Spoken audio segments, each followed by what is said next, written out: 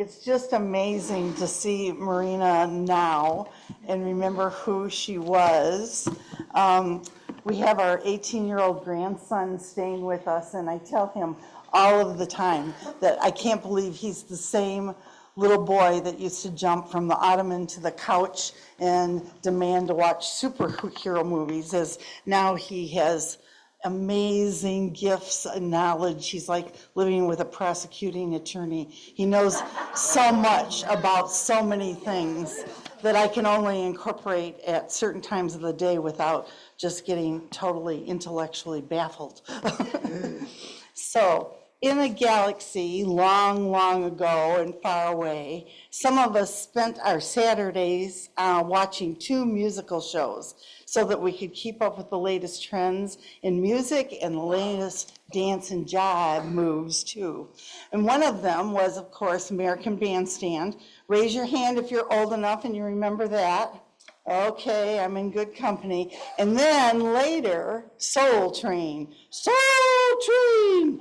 Those ways of being cool have been replaced now with Alexa and YouTube and making your own playlist on your phones and other ways that I sign up for, pay, and don't know how to do, and my grandkids run out of time trying to give me tutorials on it. Today you're going to be invited to get on the soul train of music as we look at our own personal souls and how they're fueled by music with a universal appeal. Our message attempts to balance our desire to be well-informed, being at odds with our desire to remain sane. We are going to remain sane, and this is going to help you. The Bee Gees would say, it's only words, and words are all I have to take this pain away, but that's what we're going to use, words, as a segue into music. Unitarian Universalists have had a huge arc of beliefs and opinions about the concept of soul. If we start at the base definition of the spiritual or immaterial part of a human being or an animal regarded as immortal, they believe that death is just one step in the soul's journey through the universe. We can see how there will not be an agreement for many of us in that definition. Some believe this life is a process that ends at the time of death. Others believe that our life is a process that continues on after the time of death. My sweet 55-year-old Chinese next-door neighbor friend died a couple of months ago. The Chinese believe that the soul stays within the body for 40 days before joining in the karmic reincarnational process. So this is a chance for us to step back to look at what Aristotle would say in describing living things. Looking around, he would see plants and animals and humans as animate, not as animate, and it had 3 different levels. The nutritive, vegetables, if you could call it, or plants, meaning eating and reproducing that all life shares in that process. The self-willed motive activity and sensory faculties, which would mean moving around and feeling things, hearing things, tasting things, only which animals and people have in common. And then adding reason, always adding reason with Aristotle, which humans alone would possess.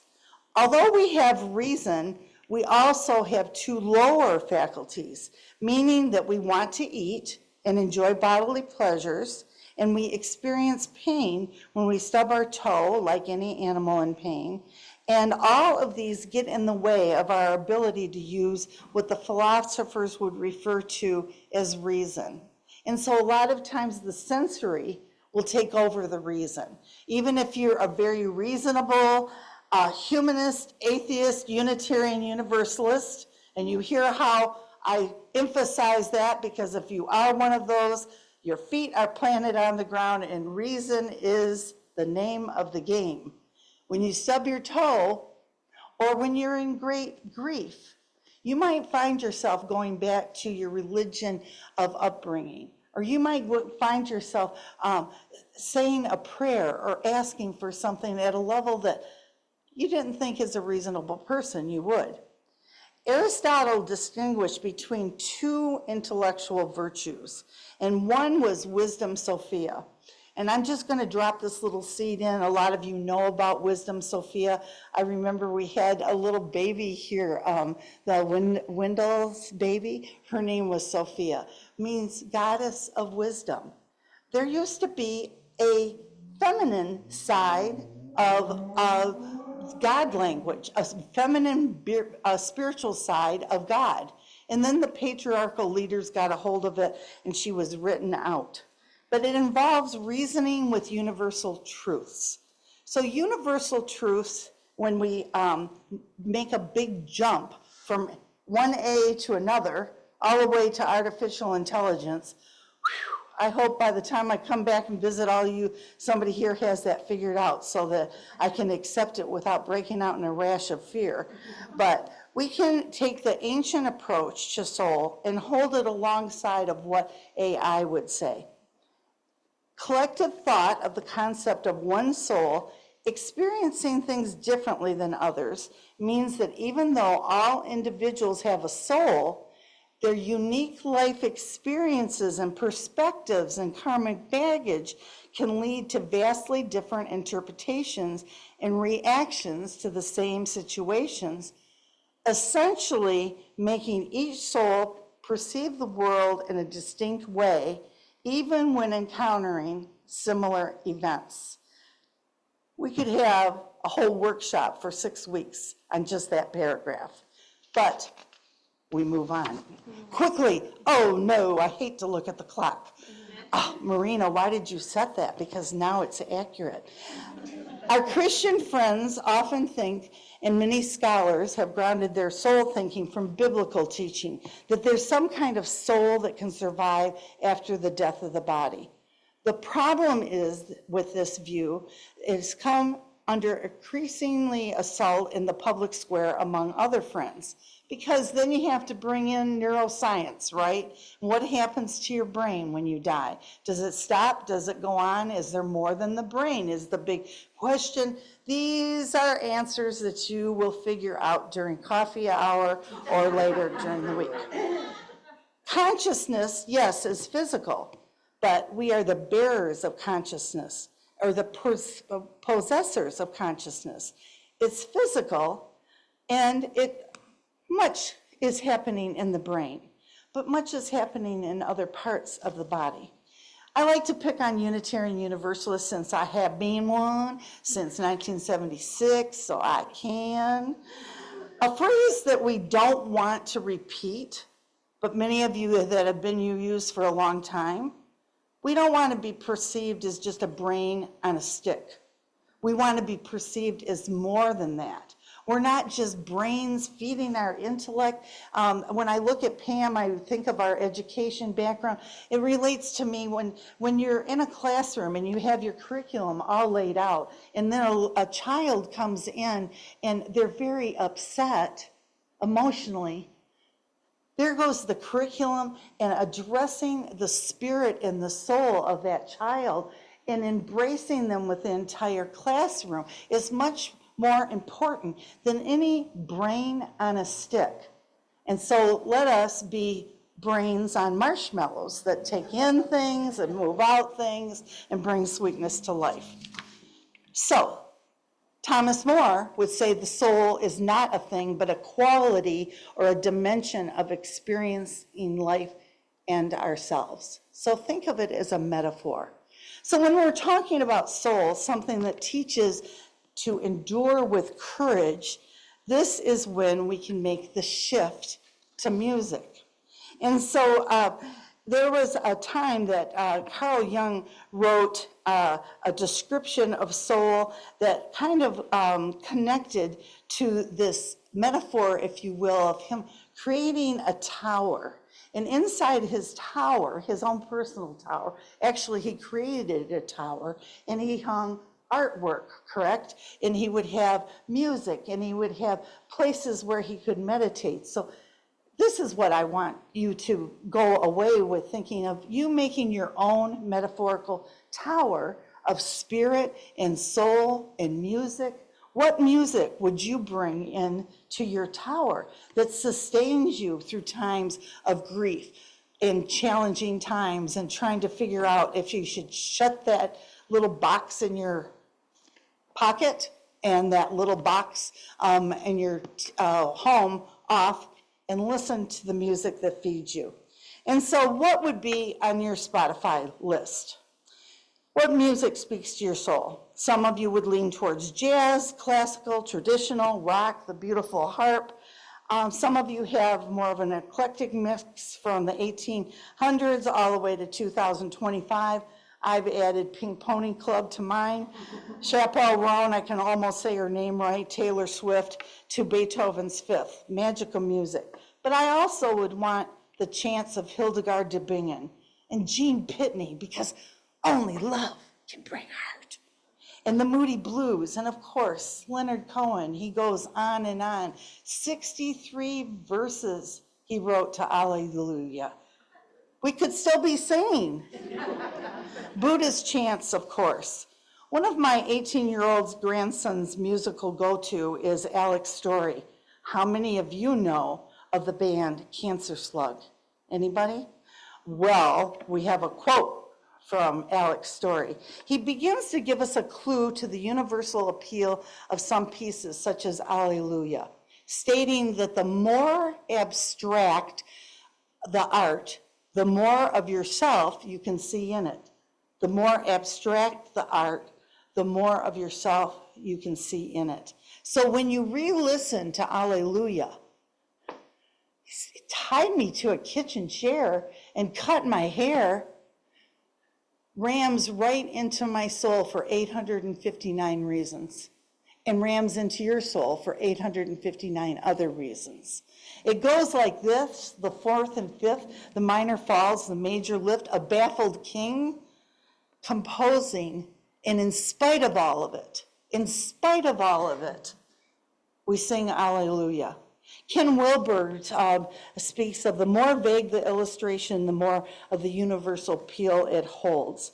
I attended a very sad memorial service, which most memorial services would be sad. The gentleman was only 55. And part of it, in one of the pauses, they played Van Morrison's Brown-Eyed Girl.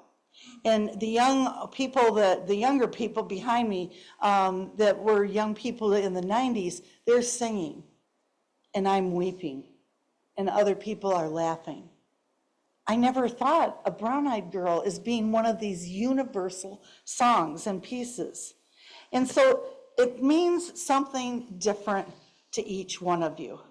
And so this joy as being an act of resistance includes you incorporating as much music and joy into your life as possible. Neuroscientists have measured that we rediscover this primal joy in homecoming in acts of singing together. Isn't it wonderful to sing a hymn today that we could actually sing along to and keep going, and we sounded so amazing. Music allows us to lean into space where flesh and spirit, and for some of you, soul meets. All of this said, there was a psychologist and Professor Edwin Eli Starbuck, not of Starbucks across the street, but 1920, a psychologist of religion, and he remembers a night in almost the very spot on a hilltop where his soul opened up, and he felt as if he were part of the infinite because he could see the stars, and he knew he was part of the stars, and it was a grand mystery, not with explanations that everybody could figure out, but he felt it. He didn't describe it in scientific terms. He just felt it as much as he could. The darkness held a presence that was all the more felt because it was not seen. It was felt. I could not any more have doubted that he was there than I was. Indeed, I felt myself to be, if possible, the less real of the two. And so I'm going to close. I'm going to close with a little story about getting on the soul train. Years ago, I knew a 2-year-old, and if I start crying, don't worry. I regain my composure quickly. I always tell people that when I know I'm going to cry, I warn them. That's pretty being in touch, don't you think? Thank you. So this little boy was staying with me, related to me, of course, and I was laying on the bed and trying to get him to go to sleep. We had just read the stories and stuff, and I hear a knock on the door, and it's Christmas. Yep, it's Christmas. And on the knock on the door are about 10 people from my church that I was serving at the time, and it was about 15 miles. Yes? Oh. Are you asking me something? No. Okay, that's all right. They knocked on the door, and they were doing Christmas caroling. And they had driven all the way to my house to do Christmas caroling. And they wanted to know if my grandson was awake. And I said, no, he's not. He's barely awake. And they were going to leave. And I said, no, come on in. And we have a room at our house that has purple walls, and we have little white twinkle lights all around. And so they came in, and they surrounded his bed. And he says, Grandma, who's that? Who's that? And I said, it's a choir of angels. They sang Silent Night, and then they left. And he went to sleep. The next week when we were driving around shopping during the holiday season, Silent Night came on the radio. And he said, Grandma, turn it up. They're playing my song. The point is, all of you have a song. You have more than one song. You have a playlist. The Maori people, when they come to greet each other, they don't come and knock on the door and bring a casserole or flowers. They come to the door and they sing their song. Maybe it would be Spirit of Life. Maybe it would be Happy Birthday. Maybe it would be a Chapel Roan, Pink Pretty Pony. But you have a song. And my point in closing is, don't let anybody take your song away. Keep singing it. Sing it louder, sing it at protests, sing it at birthday parties, sing it at funerals, but keep singing. If you go to a memorial service and there's a song to be sung and it doesn't say everybody sings it, you sing it anyway. You're Unitarian Universalists, you know how to break rules. And there's a time and a place for it, but keep singing your song. That, good people, is the description of how we get on the soul train of music, and it can bring us a lot. And on we go.